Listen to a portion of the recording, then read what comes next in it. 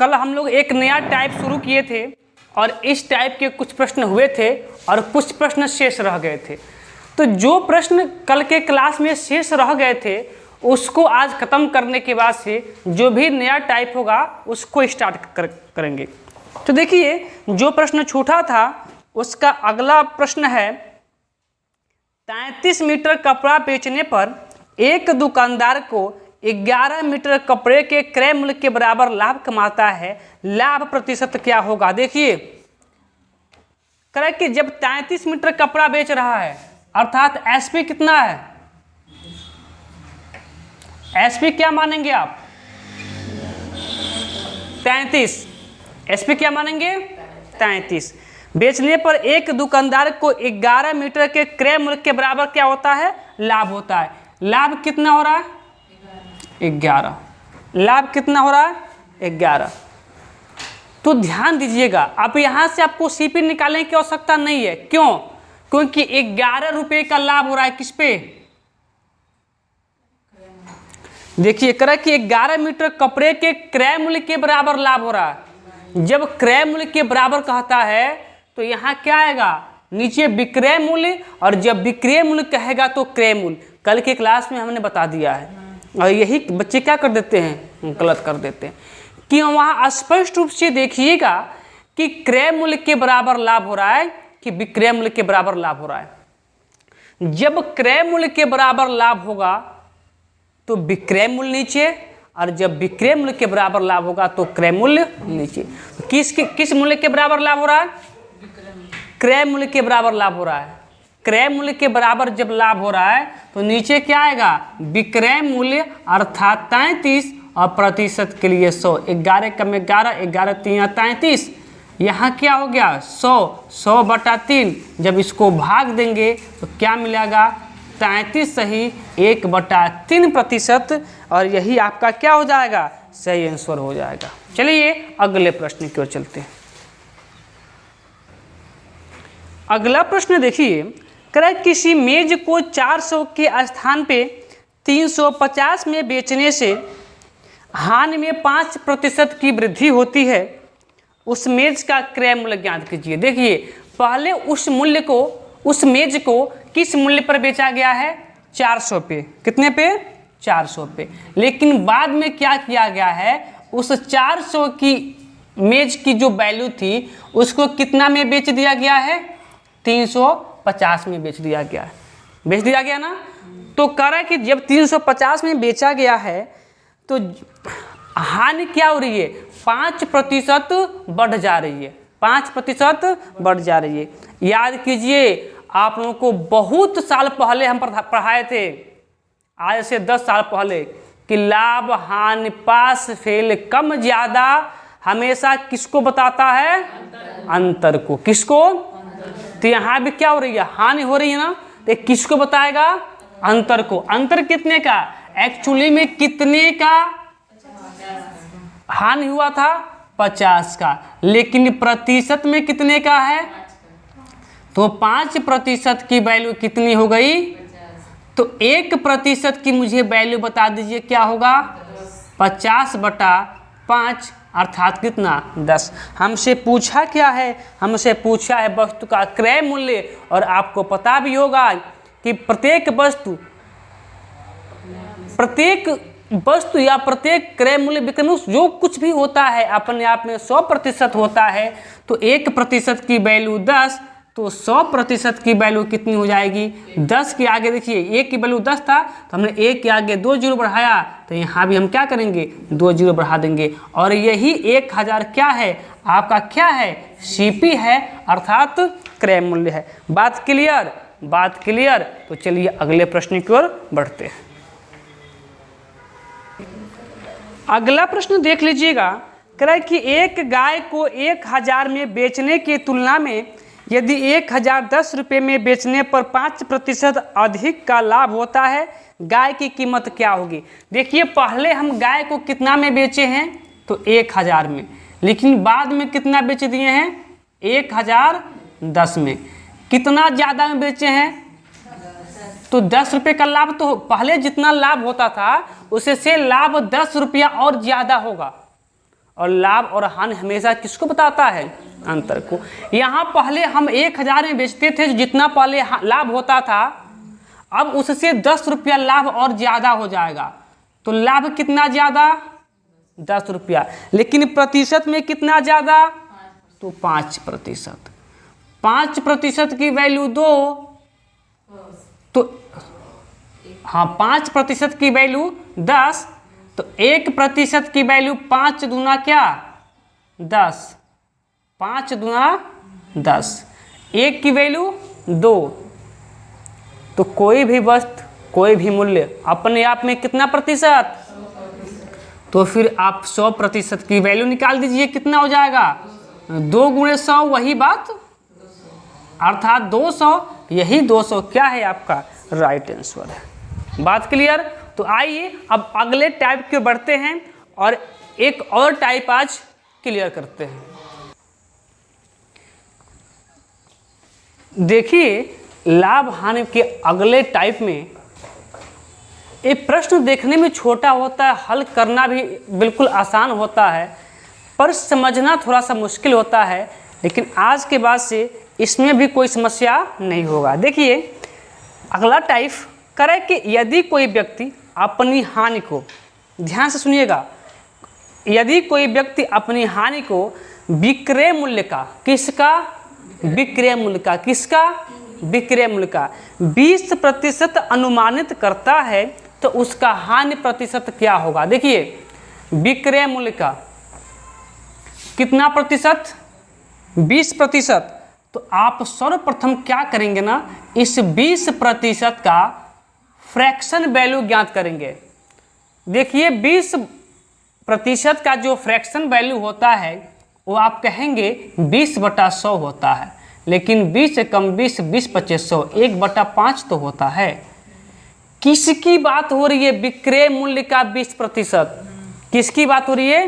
विक्रय मूल्य का 20% लाभ, लाभ ना, विक्रय मूल्य का 20% नहीं, हानि ना, हानि की बात हो रही है जी, हानि की बात हो रही है, माफ कीजिएगा, हानि की बात हो रही है। कोई व्यक्ति अपनी हानि को विक्रय मूल्य का 20% अनुमानित करता है, किसका? विक्रय मूल्य का। यही लॉजिक छिपा है बस, किसका? विक्रय मूल्य का। यदि विक्रय मूल्य 5 है, जो लिखा होगा वो नीचे वाला वही मानेंगे। यदि लिखा होता क्रय मूल्य का, तो इस नीचे वाले को हम क्या मानते? क्रय मूल्य मानते। लेकिन क्या लिखा है? विक्रय मूल्य का, इसलिए नीचे वाले को क्या मानेंगे? विक्रय मूल्य। अर्थात एसपी कितना है मेरे अनुसार? तो जब 5 रुपया एसपी था तो हानि कितने का होता? लाभ दिया होता तो 1 जोड़ते, लेकिन एक क्या दिया है? हानि दिया है। तो क्या करेंगे? जब 1 घटाते, कब? जब हमको एसपी निकालना था, लेकिन हमें निकालना क्या है? ये लाभ है ना, लाभ 1 रुपया। बस सिंपल सी वही बात समझिएगा कि जब 5 रुपया में हम कोई वस्तु को बेच देते हैं तो हमें 1 रुपये का हानि हो गया है, तो हम कितना में खरीद के लाए होंगे? 6 रुपया में। कितना में खरीद के लाए होंगे? 6 रुपया में। बात क्लियर? लाए होंगे ना? बात क्लियर ना? तो प्रश्न बन गया। तो पूछा है उसकी हानि प्रतिशत क्या है? कितने का हानि हुआ? यहाँ लिख दें, कितने का हानि हुआ? 1 का। हानि और लाभ किस पे निर्भर करता है? क्रय मूल्य पे। क्रय कितना है? और प्रतिशत के लिए किससे मल्टीप्लाई?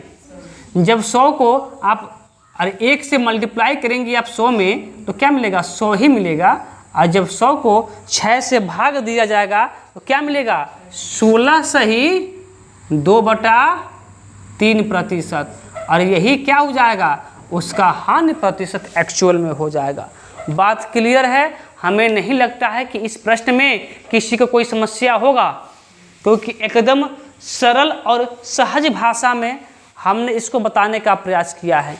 यदि फिर भी किसी छात्र को समस्या है तो आइए अगले प्रश्न में उस समस्या का समाधान हो जाएगा।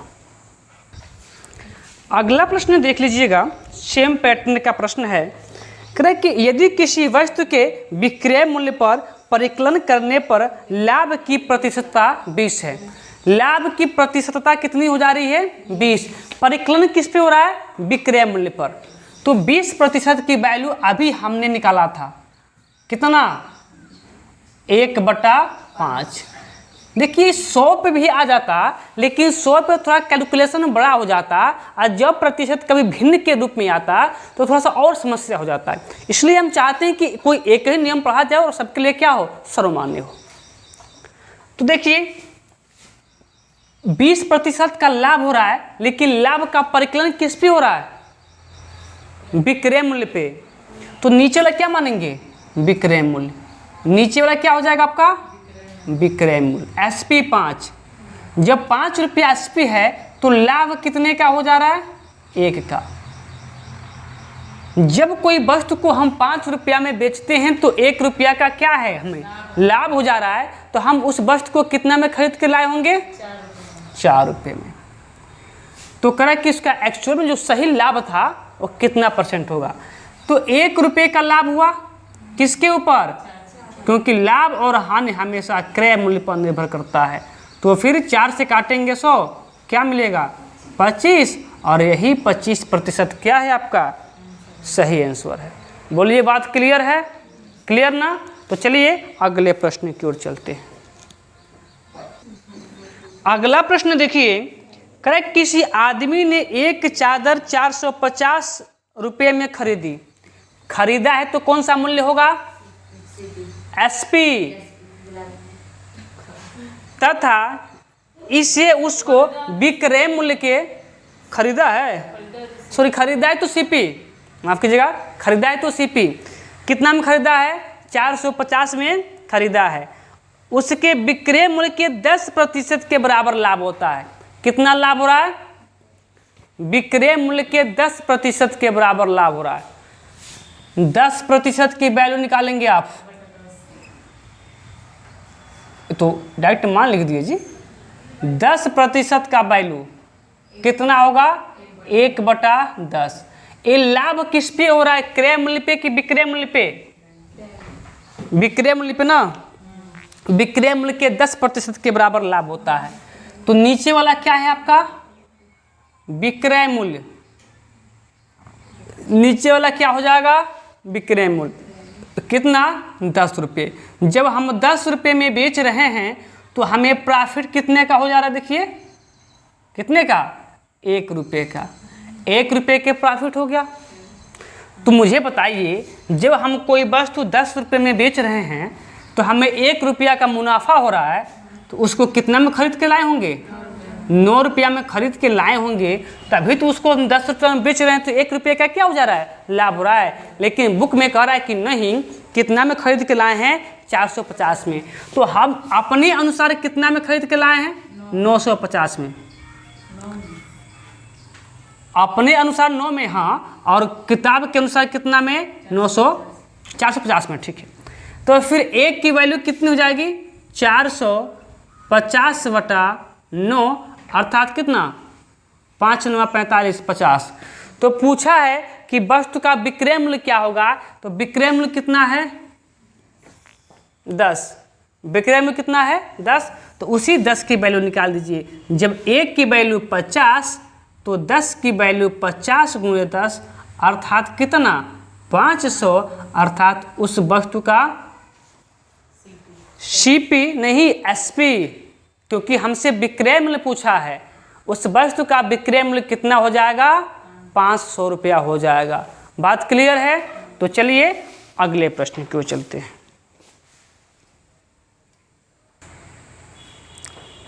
अगला प्रश्न देख लीजिएगा, करेक्ट, किसी आदमी ने एक चादर 2127 रुपये की खरीदी, खरीदा है तो कौन सा मूल्य हुआ है, CP, तथा इसे उसके विक्रय मूल्य के 57 सही 1/4% के बराबर लाभ लेकर बेचा।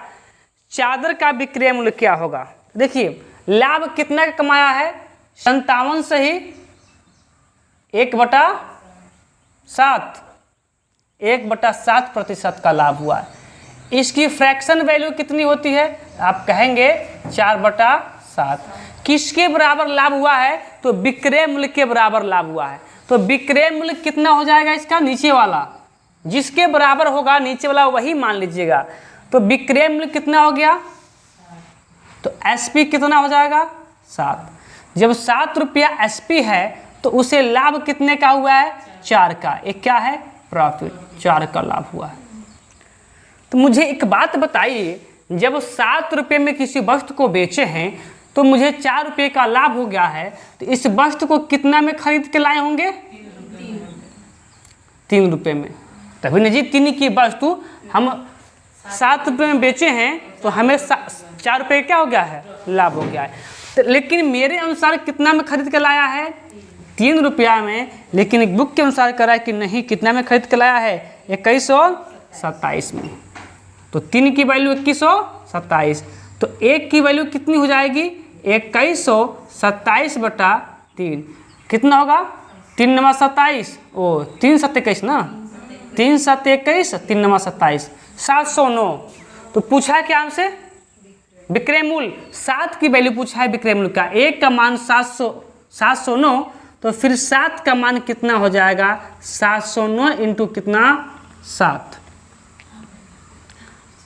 तो 7 नवा 63 और 7 7 49।